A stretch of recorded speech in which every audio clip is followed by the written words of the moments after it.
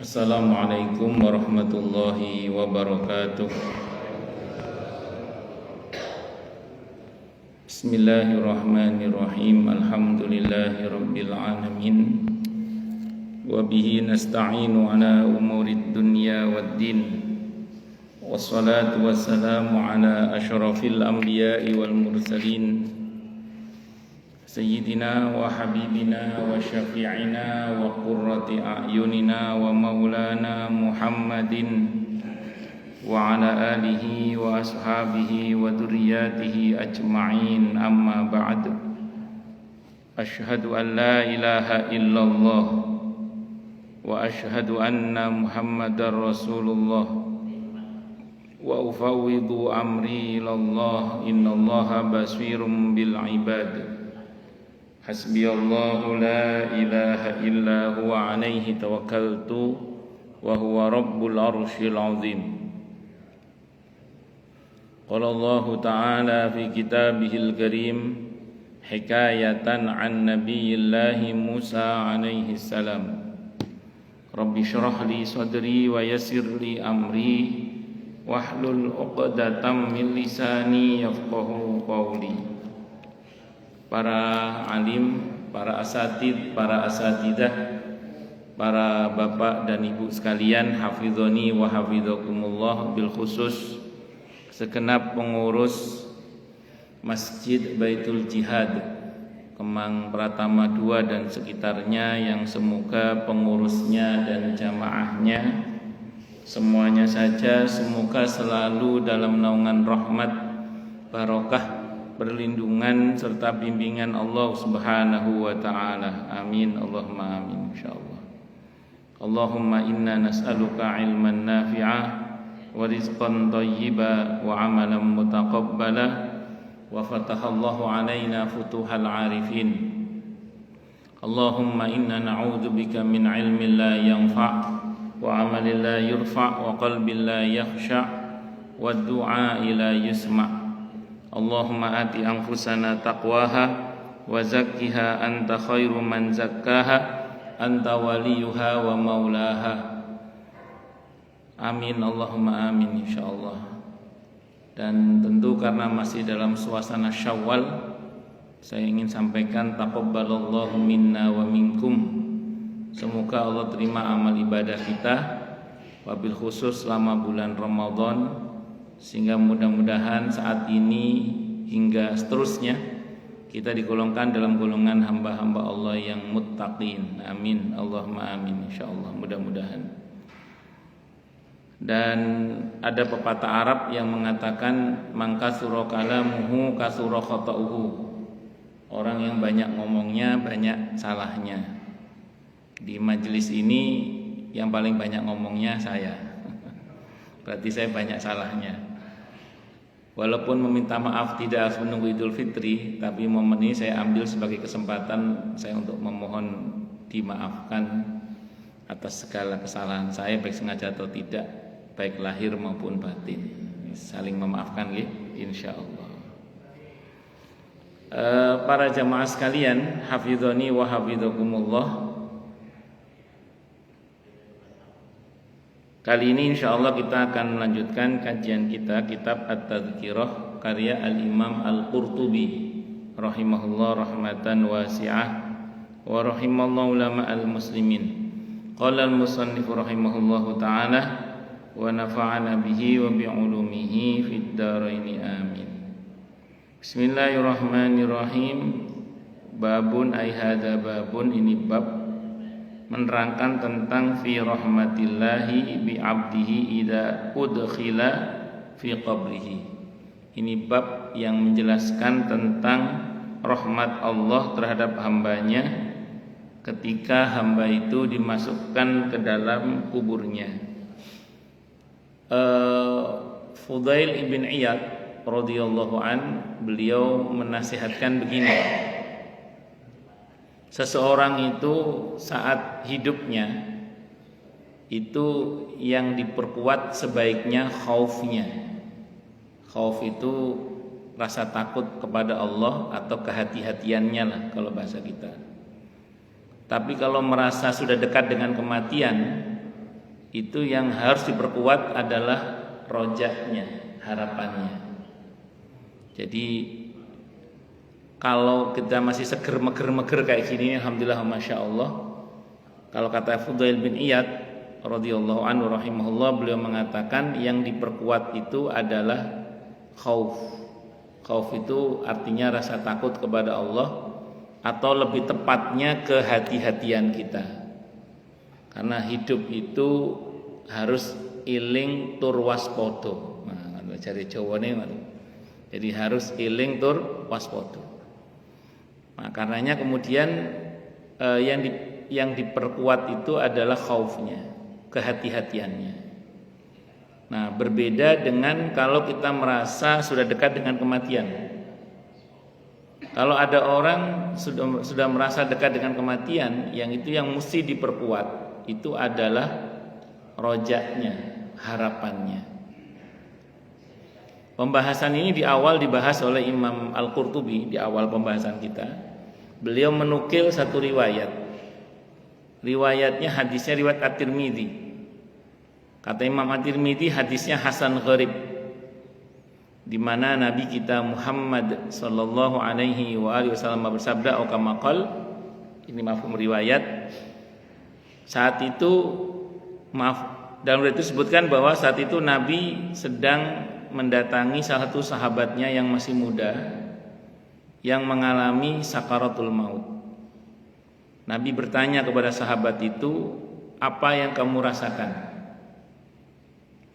Kata sahabat tadi, berkecamuk ya Rasulullah antara rasa harap dan rasa takut kepada Allah. Nabi bersabda, tidaklah bergabung di dalam hati seorang hamba yang mukmin rasa harap dan rasa takut kepada Allah, kecuali Allah akan berikan kepadanya apa yang dia harapkan, dan Allah akan selamatkan dari apa yang dia takutkan. Nah, jadi kalau kita perkuat harapan, maka harapan itu akan menetralisir ketakutan-ketakutan itu. Saya ulang, kalau kita memperkuat harapan, maka harapan itu akan menetralisir ketakutan-ketakutan itu. Makanya kalau ada ketakutan akan dosa, perbanyak istighfar dan taubat minta ampun kepada Allah. Kalau takut masuk neraka, perkuat harapan akan masuk surga. Kalau takut akan azab, perkuat harapan akan rahmat. Kalau takut apa saja, takut sakit, perkuat harapan akan sehat walafiat. Takut takut kekurangan, perkuat harapan akan dicukupi oleh Allah Subhanahu wa taala. Pokoknya takut apa, perkuat harapan. Karena harapan itulah yang insya Allah akan menetralisir ketakutan-ketakutan itu.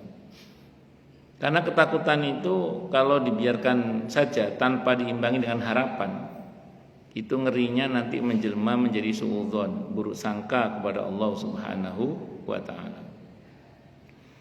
Namun di kitab ini juga dibahas, ketika dibahas oleh para ulama, mana yang lebih utama antara khauf dan roja, rasa takut kepada Allah dan harapan itu. Di kitab ini dibahas bahwa yang paling baik adalah yang paling husnudzon kepada Allah. Jadi antara khauf dan roja, ada yang nanya mana yang lebih baik? Yang lebih baik adalah yang paling husnudzon kepada Allah. Nah, jadi dalam khauf pun kita harus berbaik sangka kepada Allah. Apalagi dalam roja, itu karena kita memang berbaik sangka kepada Allah Subhanahu wa ta'ala. Karena ana inda dhanni abdi bi, aku itu menurut persangkaan hambaku kepadaku. Maka silakan dia sangka apapun kepadaku, tapi dengan segala konsekuensinya. Kalau sangka kita baik, lebih baik yang terjadi pada kita. Kalau sangka kita buruk, jangan salahkan siapa-siapa kecuali diri sendiri kalau yang terjadi pada kita juga buruk. Nah, makanya dalam hal ini patut untuk kita pahami bahwa jangan biarkan ketakutan larut sebagai ketakutan, kecuali kita susul dengan harapan-harapan.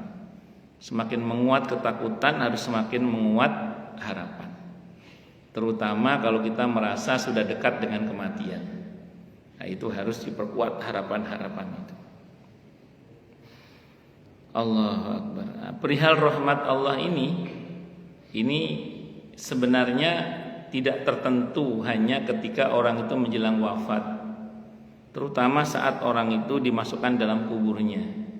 Cuman memang pembahasan ini ada secara khusus menunjukkan betapa rahmat Allah itu lebih ketika seorang hamba itu mulai dimasukkan ke dalam liang lahatnya.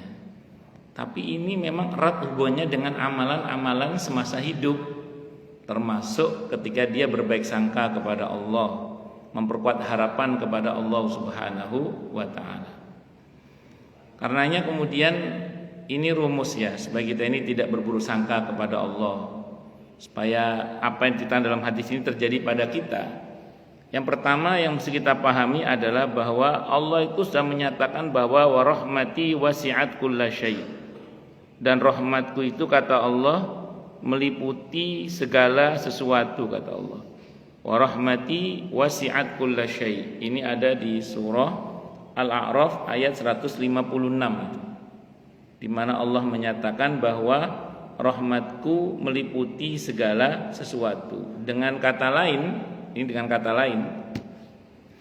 bahwa apapun yang datangnya dari Allah itu nilai dasarnya adalah rahmat. Saya ulang ya, apapun yang datangnya dari Allah itu nilai dasarnya adalah rahmat. Karena tadi kata Allah wa rahmati wasi'at kulla syai'. Rahmatku itu meliputi segala sesuatu. Hanya memang rahmat dari Allah itu rasanya enggak selalu enak gitu loh. Jadi saya ulang, hanya saja rahmat dari Allah itu enggak selalu rasanya enak. Kalau rahmat yang rasanya enak, saya kira kita enggak usah saya jelaskan lah, Anda udah paham saya kira insyaallah. Tapi rahmat yang tidak enak itu bagaimana? Karena ternyata ada rahmat Allah itu yang rasanya pahit. Ternyata ada rahmat Allah itu yang rasanya menyakitkan. Ternyata ada rahmat Allah itu yang rasanya itu panas. Kalau yang enak gak usah saya bahas lah, jenengan semua paham insyaallah. Loh, bagaimana rahmat Allah kok ada yang menyakitkan, ada yang pahit, ada yang panas? Sebelum saya bicara kiasan dalam kehidupan, saya ngomong yang sifatnya hissi saja. Hissi itu fisik ya. Contoh misalnya, ini contoh aja. Temulawak itu pahit. Temulawak ini pahit. Saya masih ingat betul itu. Allah yarham ibu saya, kalau saya enggak doyan makan, itu dijamoni sama ibu saya. Dijamoni pakai temulawak yang diparut, ditaruh di sewek. Sewek itu kain nih, jarik gitu. Dicekoki saya itu. Nah, karena saya tahu itu pahit, lari saya. Saya nggak paham. Bahkan dalam hati itu batin, ibuku ya kok tega ya, mosok anaknya yang masih unyu-unyu ini kok dikasih jamu temulawak yang pahit itu. Lari saya. Tapi ketangkep, cekokin. Sama ibu saya, Allah yarham. Belakangan saya paham, oh ibu saya bukan kejam. Ibu saya itu sayang kepada saya. Ibu saya itu bukan kejam, ibu saya itu sayang kepada saya. Cuman saya saat itu nggak paham, masih kecil nggak paham. Setelah gede-gede ini baru paham, ternyata ibu saya itu sayang sama saya. Allah. Kadang dalam kehidupan sehari-hari kita ini kita ya ketemu dengan kenyataan-kenyataan yang tidak manis, yang pahit rasanya itu. Tapi kalau kita mau bersabar, tidak jarang dibalik semua yang pahit dalam kehidupan itu berujung kepada manis. Makanya Quran membahasakan fasabrun jamil, sabar itu indah. Itu Allah.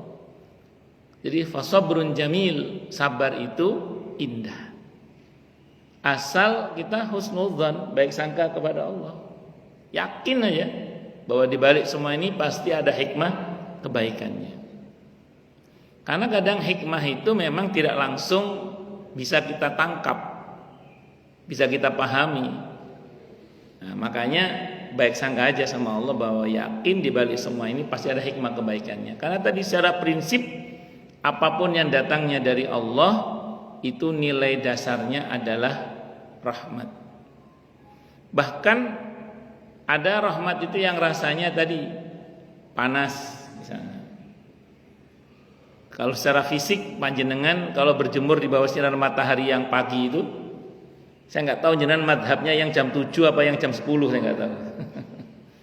Kalau yang madhabnya jam 10 kan lumayan panas itu. Kalau yang sabar dengan panasnya matahari pagi itu, sinar matahari pagi itu, walaupun panas kemeringat, insya Allah mendapat manfaat dari rahmat Allah yang dikandung di dalam sinar matahari itu, berupa vitamin D dan lain-lainnya. Kalau sabar, kalau nggak sabar, panas ya nggak dapat maksimal. Kadang dalam kehidupan sehari-hari kita berhadapan dengan kenyataan-kenyataan yang bikin kuping panas, hati kemerungsung, emosi terpancing atau apa macam-macam. Itu kalau kita mau sabar, insya Allah di balik semua itu mungkin ada hal baik yang sedang Allah latihkan kepada kita, yang itu merupakan bagian dari cara Allah untuk menguatkan sayap-sayap kehidupan kita sehingga kita bisa melejit tinggi terbang menuju kepada Allah Subhanahu wa taala. Allahu Akbar.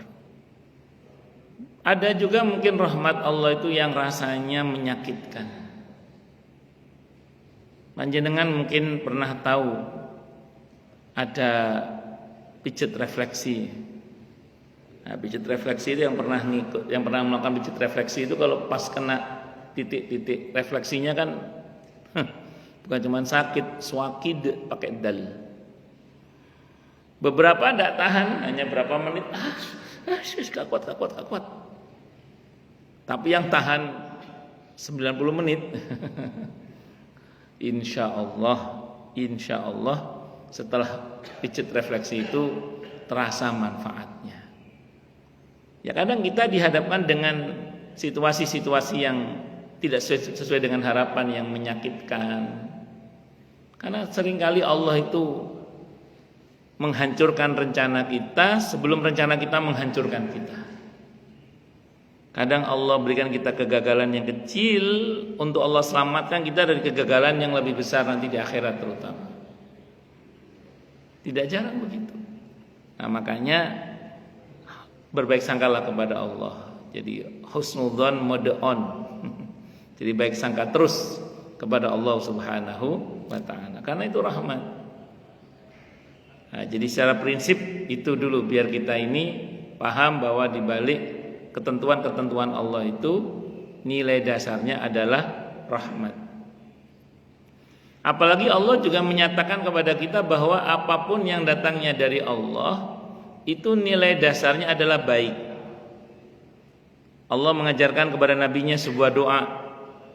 Yang doa ini diajarkan saat Nabi menghadapi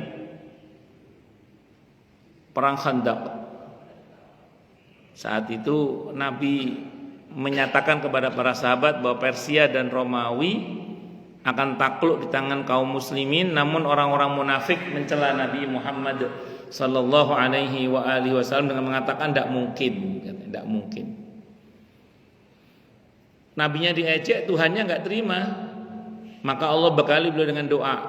Doanya di surah Ali Imran ayat 26 itu.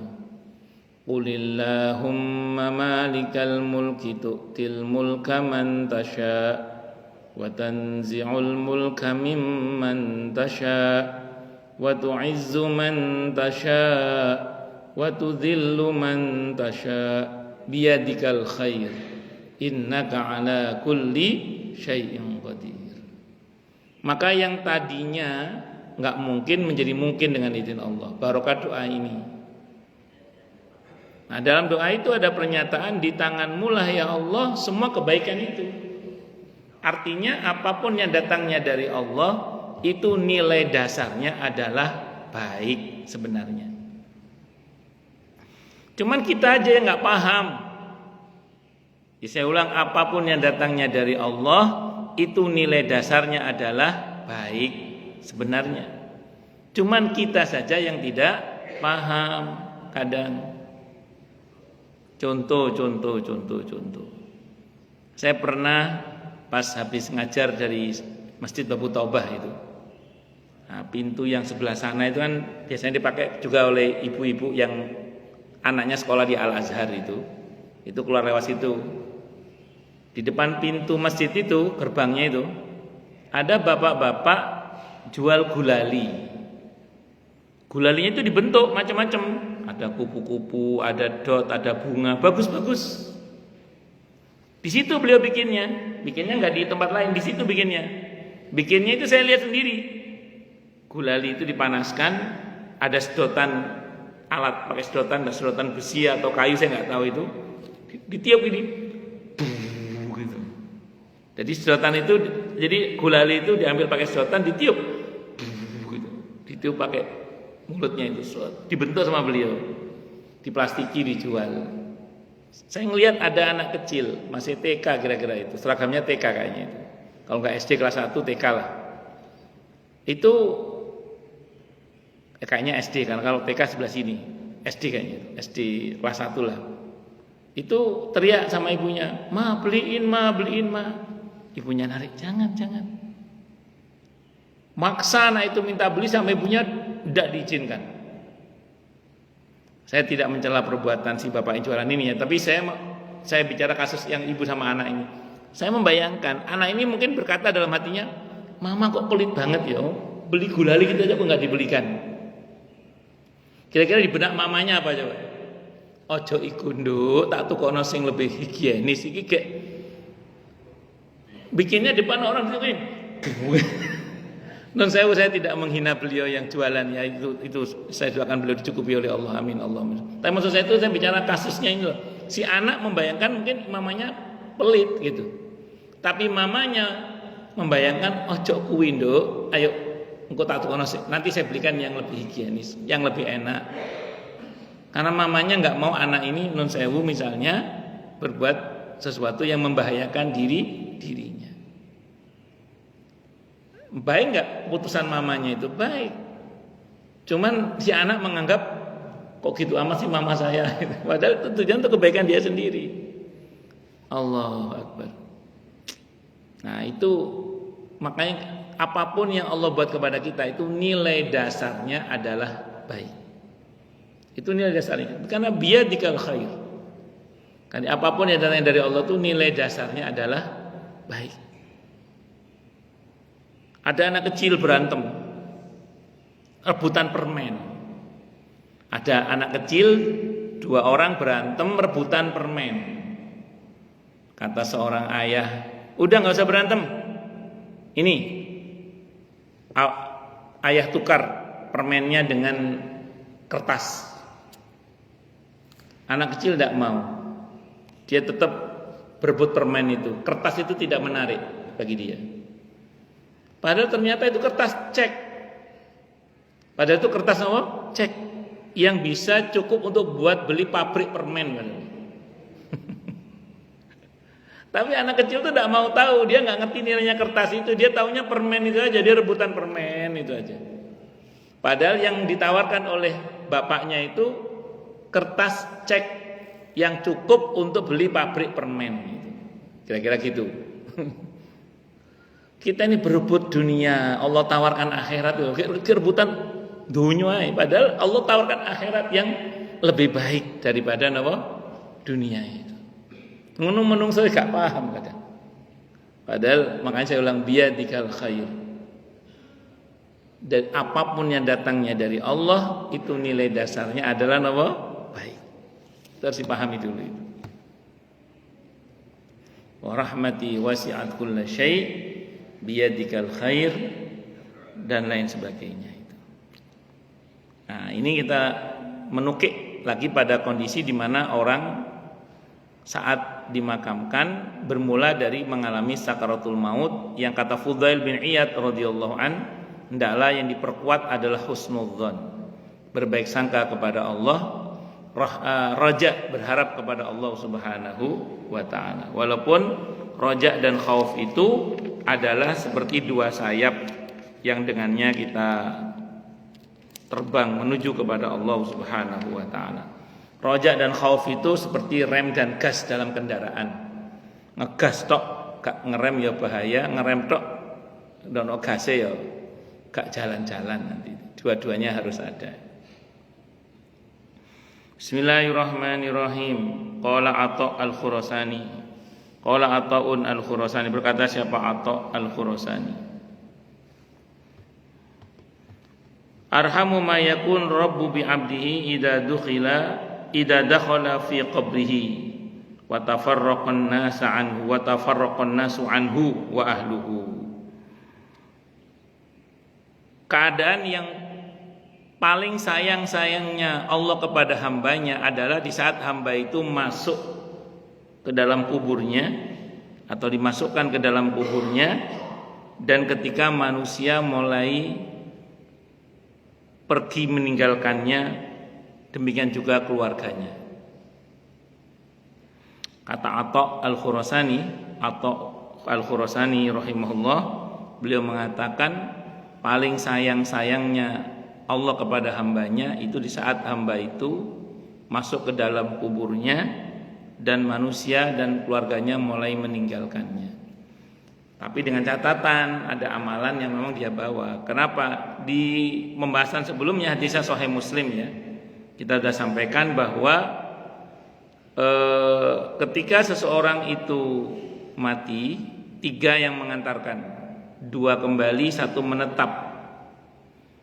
Yang kembali adalah keluarga dan hartanya, yang menetap adalah amalnya. Nah, ini dengan catatan amalnya memang amalan yang mendatangkan rahmat Allah, atau memang karenanya dia dirahmati oleh Allah. Nah, sehingga karenanya perlu kita pahami bekalnya dulu gitu. Jadi kalau memang kita adalah orang yang patut dirahmati dan rahmat Allah patut menjangkau siapapun, maka dalam hal ini insya Allah siapapun itu dia akan mendapatkan keutamaan ini. Tapi nun sewu, kalau kelakuannya justru mengundang azab dan murka Allah, naudzubillah min syarri dzalik, ya gak cocok dengan riwayat ini berarti. Sehingga karenanya mumpung kita masih hidup, mari kita semua beramal dengan amalan yang mengundang rahmat Allah, sehingga mudah-mudahan kita mendapatkan keutamaan dalam riwayat ini insyaallah. Wa ruwiya an Ibnu Abbas, diceritakan dari Ibnu Abbas radhiyallahu anhuma marfu'an, secara marfu'. Hadis ini dari Ibnu Abbas radhiyallahu anhuma. Kalau merujuk kepada riwayat ini hadisnya marfu'. Marfu' itu terangkat sampai ke Rasulullah Muhammad sallallahu alaihi wasallam. Wa qala Abu Ghalib, jadi riwayat tadi itu yang saya katakan tadi itu, maaf, arhamu ma yakunu rabbu bi abdi itu adalah riwayat Ibnu Abbas dan dinyatakan marfu'. Marfu' itu terangkat sampai ke Rasulullah Muhammad sallallahu alaihi wasallam. Wa qala Abu Ghalib, dan berkata siapa Abu Ghalib? Wa qala Abu Ghalib, dan berkata siapa Abu Ghalib? Kuntu adalah aku akhtalifu bolak-balik ila Abi Umamata, sowan menghadap kepada Abi Umamah Al-Bahili radhiyallahu anhu di Syam. Jadi beliau ini Abu Ghalib sering bolak-balik sowan menghadap kepada Abu Umamah Al-Bahili di Syam. Pada khaltu yauman, pada suatu saat aku masuk, pada suatu hari aku masuk ala fatan, atas seorang anak muda, maridin yang sakit. Min jironi Abi Umamah, dari tetangganya Abi Umamah. Sesaat saya ikut menjenguk tetangganya Abi Umamah yang masih muda, yang sedang mengalami sakit. Wa indahu ammun lahu, di sisi anak muda itu ternyata ada pamannya anak muda itu. Wa huwa yaqulu, dan pamannya itu berkata, ya aduwallah, he musuh Allah. Berarti anak ini nawakal sebenarnya menurut pamannya kira-kira. Alam amuruka, Alam amurka, bukankah aku telah menyuruh kamu, memerintah kamu untuk berbuat baik maksudnya. Alam anhaka, bukankah aku telah mencegah kamu atau melarang kamu. Faqala al-fata, maka berkatalah anak muda tadi, ya ammah, duh pamanku, lau anna Allah dafa'ani ila walidati kaifa kanat sani'atan bi. Duh pamanku, kira-kira kalau aku yang nakal nih, menurut panjenengan nakal ini, diserahkan kepada ibuku, kira-kira apa yang dikerjakan oleh ibuku kepadaku? Qala, berkata pamannya tadi, tudkhilukal jannata, ibumu pasti akan memasukkan kamu ke dalam surga. Qala, anak muda itu berkata, Allahu arhamu bi min walidati, Allah itu lebih sayang kepadaku melebihi sayangnya ibuku kepadaku. Wa qubidul fata fadakhaltu qabra ma'amihi, maka akhirnya anak muda tadi wafat dan aku pun masuk ke dalam kuburannya bersama pamannya untuk menerima jenazahnya itu ya. Falama ansawahu saha wa fazi'a, maka ketika pamannya tadi mau meratakan tanah kuburnya, tiba-tiba pamannya tadi berteriak dan pingsan, kaget, shock. Qultu, aku berkata lalu kepada pamannya tadi, malaka, apa yang terjadi padamu? Qala, berkata pamannya tadi, fusiha lahu fi qabrihi, kubur anak muda ini dilapangkan oleh Allah, wa muli'a nuran, dan kubur anak ini dipenuhi dengan cahaya. Wa kana Abu Sulaim, jadi barokahnya husnudzon, barokahnya berbaik sangka kepada Allah, maka si anak muda ini kuburnya dilapangkan oleh Allah dan dipenuhi dengan cahaya, dan barokahnya berharapan baik. Nah, kalau kita lihat dari cerita ini, tampak di anak muda itu taubat, berarti sebelum wafat. Nah, ini jangan kita salah paham ya, memahami riwayat begini. Oleh ngono aku tak nduwablek, engko kate mati baru aku tak koyo anak muda ini. Jangan gitu. Saya tak nduwablek aja lah. Tak nawakal, nanti kalau mau mati saya akan seperti anak muda ini. Kalau sempet. Nah, kalau enggak sempet. Ini kalau sempet, kalau enggak sempet. Karena beda. Orang yang memang salah dengan sengaja salah itu nomor beda.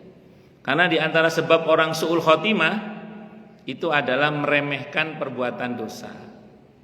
Di antara sebab orang su'ul khotimah itu adalah meremehkan apa perbuatan dosa. Gampang kok tobat. Gampang kok tobat. Iya lek nututi tobat lek gak sempet. Gak nututi tobat bagaimana? Allahu Akbar. Itu. Tapi ini informasi buat kita lah. Ya, bahwa monggo kita semua ini berusaha terus memperbaiki diri dan berharapan baik kepada Allah, terutama di saat-saat menjelang kematian. Yang mesti diperkuat itu adalah harapan, bukan ketakutan. Dan di antara yang lebih baik antara harapan dan ketakutan adalah husnudzan, berbaik sangka kepada Allah Subhanahu wa taala. Wa kana Abu Sulaiman, dan adalah siapa Abu Sulaiman Ad-Darani, yaqulu, beliau berkata fi du'aihi, dalam doanya, ya man la ya'nasu bi syai'in abqahu, wahai zat yang tidak lantas menjadi lebih senang dengan apa yang dikekalkannya.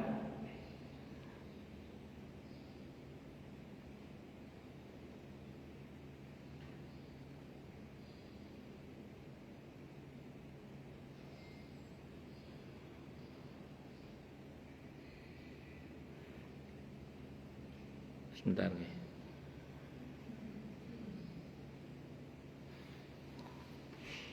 Dikatakan wa kana Abu Sulaiman Ad-Darani yaqul, beliau berkata, ya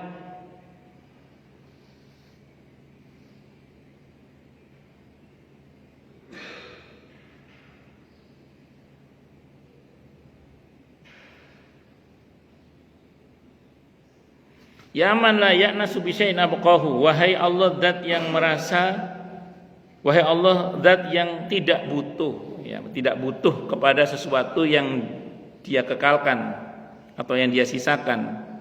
Wala yastauhishu min syai'in afnahu, dan Allah zat yang tidak merasa sepi dari sesuatu yang dia binasakan. Wa ya anisa kulli gharibin, dan wahai zat yang menghibur setiap orang asing. Irham fil qabri gharbati, ya Allah sayangilah aku di dalam kuburku saat aku sendirian. Wa ya saniya kulli wahidin, wahai zat yang selalu membersamai seseorang yang sendirian. Anis fil qabri wahdati, temanilah aku di dalam kuburku saat aku sendirian. Jadi ini doa seorang soleh bernama Abu Sulaiman Ad-Darani. Sebenarnya gini. Orang itu ketika masuk ke dalam kubur, itu tadi saya katakan hadisnya Sahih Muslim ya, yang menemani adalah amalnya. Di kitab ini, saya lupa kita sudah atau belum ya. Amal itu nanti diwujudkan dalam bentuk sosok malaikat yang di dalam hadis itu para ulama menjelaskan nama malaikat itu malaikat ruman. Malaikat ruman. Dan amal ini akan menemani kita terus sampai nanti surga. Jadi amal itu akan menemani. Jadi sebenarnya kita itu tidak pernah benar-benar sendirian. Amal kita itu dengan izin Allah selalu menemani kita. Ada jamaah yang nanya, Ustadz, dari kapan amal itu menemani kita? Saya jawab dari sekarang. Amal baik maupun amal buruk, dari sekarang sudah menemani kita amal itu. Maka kadang ada orang-orang itu yang menghadapi bahaya, tahu-tahu dan izin Allah selamat. Itu mungkin barokah amalnya, sedekahnya, doanya, zikirnya, wiridnya, silaturahimnya, menolong sesamanya, dan begitu seterusnya. Nah, demikian juga kalau ada orang yang mungkin mengalami hal-hal buruk, walaupun tidak selalu, tapi bisa jadi itu karena perbuatan dosanya misal, walaupun tidak selalu. Tapi maksud saya amal itu sudah mulai menemani kita dari sekarang di dunia ini. Dan itu akan terasa sekali sangat kita butuhkan ketika kita mulai masuk alam barzah. Ketika kita mulai menghadapi sakaratul maut, itu mulai terasa betul amal itu.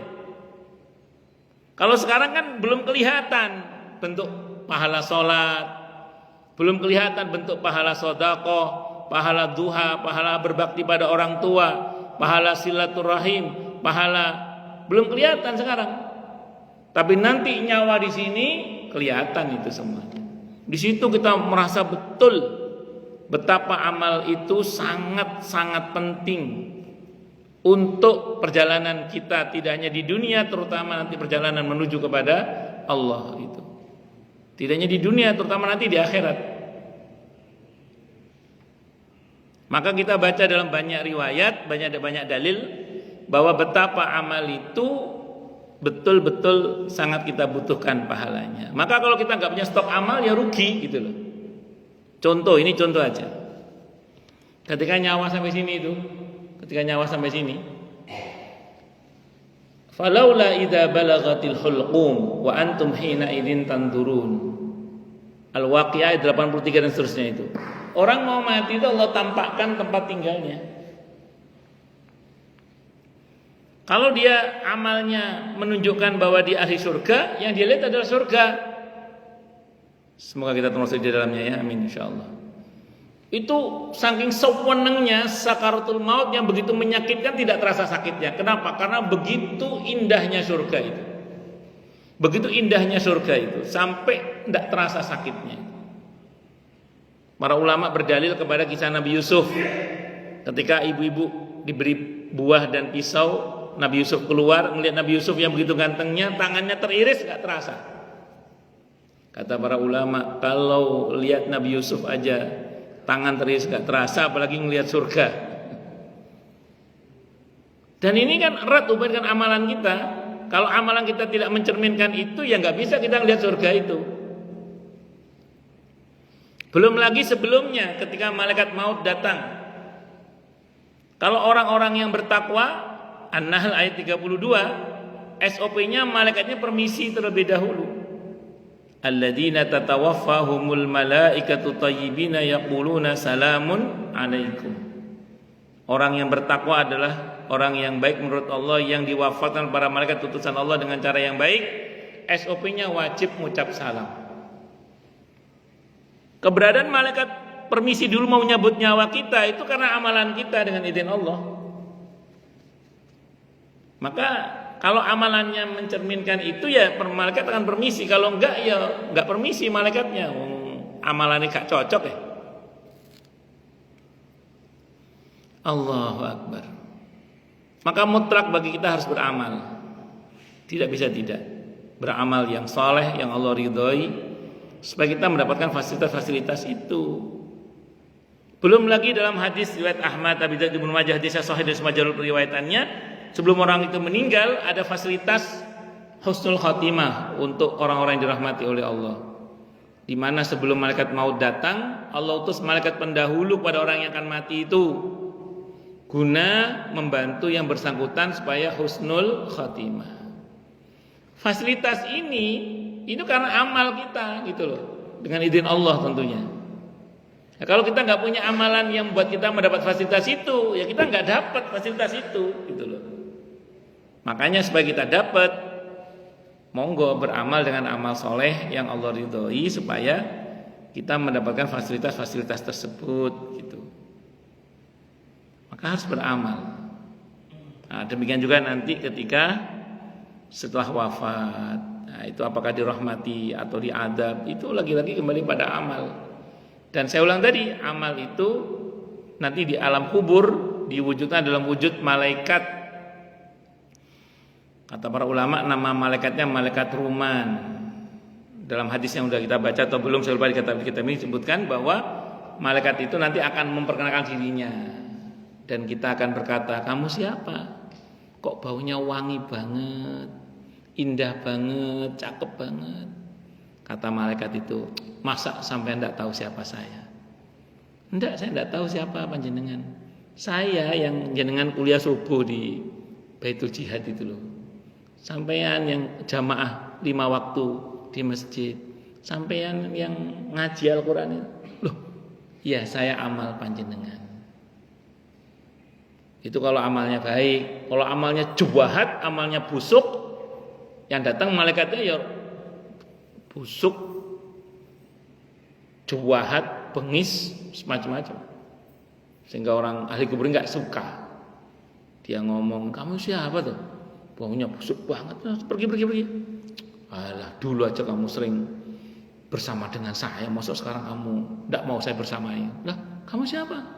Hah, kamu kan yang dulu sering nonton berita gosip itu. Nah, loh, kamu kan dulu yang suka menebar kebencian, fitnah, macam-macam. Loh, kamu kan dulu yang suka ngambil hak orang lain. Nah, kamu kan dulu yang semacam-macam.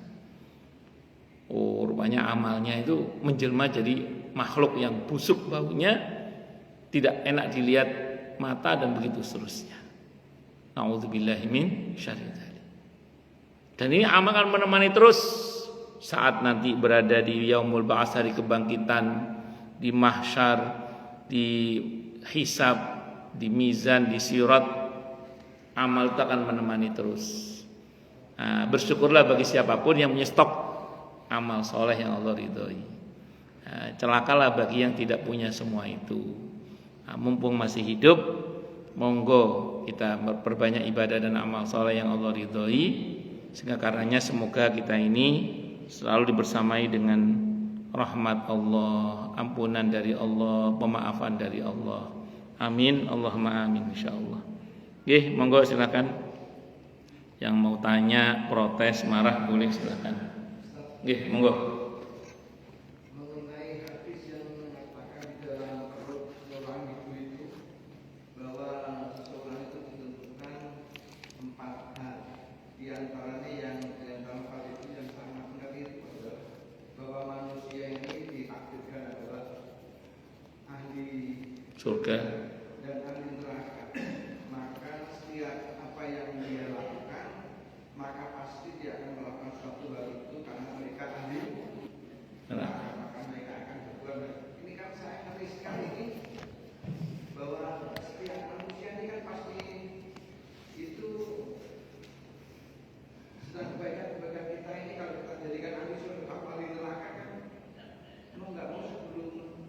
meninggalkan melakukan itu untuk mengakui kita ini sudah berusaha amal baik, tapi ternyata kita ini dijadikan ahli neraka. Ini kan ngeri betul ini. Dan sebaliknya insya Allah jadi kenikmatan. Tapi kalau yang ngeri kan yang satu itu, bahwa kita sudah amal baik, sudah soleh, sudah banyak berharap, tapi memang kita ditakdirkan ahli neraka. Ini bagaimana kita ini? Bagus. Yang pertama, betul hadisnya Bukhari, hadisnya Muslim, di antara yang telah Allah tetapkan saat janin berusia 120 hari 40 kali 3 di rahim ibunya, Allah tetapkan apakah dia akan bahagia atau celaka. Surga nerakanya Allah tetap. Betul, tidak salah. Dan kata Nabi Okamakol, tinta sudah kering, catatan sudah dibuat. Itu bahasa beliau. Tapi begini, Pak, dalam mengimani takdir itu, saya ulang ya, dalam mengimani takdir itu harus dua sisi. Pertama, sisi Allahnya kepada kita, dan ini kita nggak bisa ngapa-ngapain selain dari kita imani takdir itu dari Allah Subhanahu wa Ta'ala. Kita serahkan semuanya kepada Allah Subhanahu wa Ta'ala. Kita hanya bisa berbaik sangka kepada Allah Subhanahu wa Ta'ala. Wis, urusannya Allah. Allah gak mungkin salah dengan segala keputusannya. Yang mungkin salah itu adalah kita. Sehingga yang kedua, Pak, bagaimana kita fokus pada perintah Allah untuk kita apa, gitu aja. Jadi kita gak bisa mengintip Lauhul Mahfud, saya surga apa neraka, gak bisa. Tapi ada perintah dari Allah untuk kita agar fokus kepada apa yang Allah perintahkan. Nah, ketika kita fokus pada perintah Allah, menempuh jalannya para nabi dan rasul, menempuh jalan hidupnya para sahabat, para orang-orang soleh, itu tugas kita. Sampai sini Allah tidak mungkin zalim kepada hamba-hambanya. Itu satu dulu. Yang kedua, kita ini, para ulama ketika membahas hadis di kitab Al-Arba'in An-Nawawiyah tentang yang serupa tadi itu, dikatakan dalam riwayat itu ada seseorang yang beramal dengan amalan ahli surga, kurang sejengkal antara dia dengan kematiannya, takdir mendahulunya, dan dia beramal dengan amalan ahli neraka, maka dia masuk neraka. Ada orang yang seumur-umur dia beramal dengan amalan ahli neraka, kurang sejengkal antara dia dengan kematiannya, takdir mendahulunya, sehingga dia berbuat dengan amal ahli neraka, maka dia masuk neraka. Apa kata para ulama ketika menjelaskan hadis ini? Kata para ulama, ini jarang terjadi. Saya ulang, kata para ulama, ini jarang terjadi. Yang sering terjadi, orang itu mata ala ma'asya. Umumnya orang itu mati menurut kebiasaannya. Terus kenapa Nabi menyabdakan ini? Supaya kita yang sudah baik dengan izin Allah ini jangan jumawa, jangan sombong. Kita merasa betul butuh kepada pertolongan Allah untuk mati dalam keadaan husnul khotimah, syahid di jalan Allah. Dan kita jangan memandang rendah orang yang masih buruk, karena kita tidak tahu ujung cerita dia dan kita. Itu tujuan hadis itu. Jadi kalau jenengan tadi merasa ngeri, kalau ngerinya dalam pengertian kita berusaha untuk terus berbuat baik dan berbaik sangka pada Allah bahwa kita insya Allah akan dibuat baik, monggo, ada apa-apa. Tapi kalau kekhawatiran itu hanya larut sebagai kekhawatiran, ketakutan tanpa ada harapan, itu yang ngerinya nanti takutnya menjelma menjadi suudzon, buruk sangka kepada Allah. Nah, saya kira ngoten nggih, wallahu a'lam bishawab. Kalau sebagian ulama itu mengatakan begini, surga neraka itu terserah Allah. Wong kita ini hamba Allah, terserah Allah mau dimasukkan kemana terserah. Yang penting tugas saya kan beribadah kepada Allah, dan saya yakin Allah nggak akan zalim kepada hamba-hambanya. Udah gitu aja. Wallahu a'lam bishawab. Monggo yang lain silakan. Allah itu menyatakan tidak akan zalim kepada hambanya. Itu diantaranya di surah Hamim As-Sajdah, surah ke-41 ayat 46 itu. Allah menyatakan man amila salihan fali nafsih wa man asaa fa 'alaiha wa ma rabbuka bidzallamil lil 'abid. Siapa yang berbuat baik maka manfaatnya untuk dirinya sendiri, dan siapa yang berbuat jahat maka dosanya juga untuk dirinya sendiri. Dan Tuhanmu Allah tidak akan berbuat zalim kepada hamba-hambanya.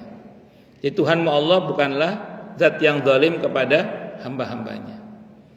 Sayyidina Ali ibn Abi Thalib radhiyallahu anhu ketika menjelaskan ayat ini, beliau mengatakan, dan perkataan beliau dikutip oleh Abu Lais As-Samarqandi rahimahullah dalam kitabnya Tabil Ghafilin, beliau mengatakan, ma ahsantu ila ahadin wa ma asatu ilai li'anna Allah yaqul man amila salihan fali nafsi wa man asaa fa 'alaiha in ahsantu ila ahadin faqad ahsantu ila nafsi wa in asatu ila ahadin faqad asatu ila nafsi. Kata beliau begitu, aku tidak pernah berbuat baik pada orang lain, aku juga tidak pernah berbuat jahat pada orang lain, karena Allah telah berfirman yang artinya siapa yang berbuat baik maka manfaatnya untuk dirinya sendiri, dan siapa yang berbuat jahat maka dosanya juga untuk dirinya sendiri. Jadi kata beliau, kalau aku berbuat baik pada orang lain, sejatinya aku berbuat baik pada diriku sendiri.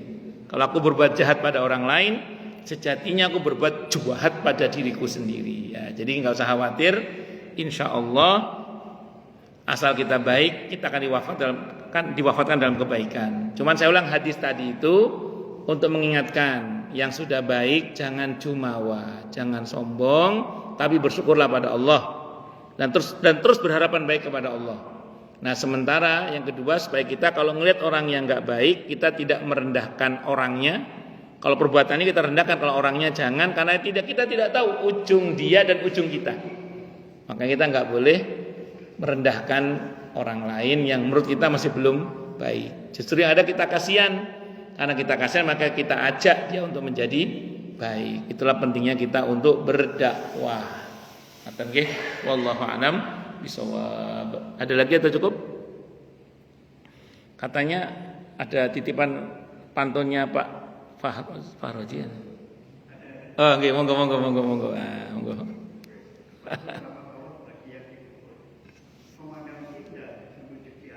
Wis, masyaallah. Masyaallah.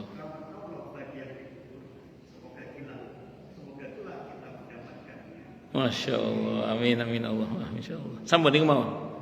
Oke. Masya Allah. Oke, ada lagi atau cukup? Cukup nggih? Kita tutup dengan hamdalah. Alhamdulillahirabbil alamin. Semoga kajian kita bisa bermanfaat, mubarakah fi dini wa dunya wal akhirah untuk kita, keluarga kita dan seluruh umat Islam semuanya. Dan mudah-mudahan kita semua dijadikan oleh Allah sebagai orang-orang yang sukses dunia akhirat, selamat dunia akhirat, bahagia dunia akhirat, dan dipermudah urusan kita oleh Allah fi dini wa dunya wal akhirah. Semoga Allah limpahkan hidayah selalu untuk kita, semoga Allah tingkatkan selalu hidayah untuk kita, dan semoga Allah berikan hidayah untuk siapapun yang melihat kita. Subhanakallahumma bihamdika asyhadu an la ilaha illa anta astaghfiruka wa atubu ilaik. Sallallahu ala Muhammad wa ala alihi wa sahbihi wasallam. Saya mohon maaf. Assalamualaikum warahmatullahi wabarakatuh.